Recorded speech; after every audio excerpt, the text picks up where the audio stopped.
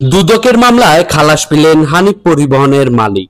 সম্পদ বিবরণী দাখিল না করার অভিযোগে দুর্নীতি দমন কমিশনের দায়ের করা এক মামলায় খালাস পেয়েছেন হানিফ পরিবহনের মালিক মোহাম্মদ হানিফ মিয়া।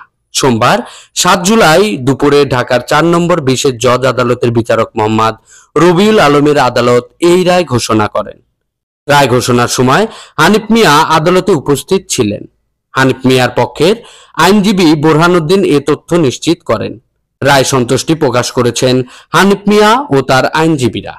মামলার অভিযোগে বলা হয়, আসামি মোহাম্মদ হানিফ মিয়া নিজ নামে ৩,৫৩,১৬৩ টাকার স্থাবর সম্পদ ও ১,৮০,২০৯ টাকার অস্থাবর সম্পদ সহ মোট ৪,৪,৩৬,৩৭২ টাকার সম্পদ অর্জন করেন।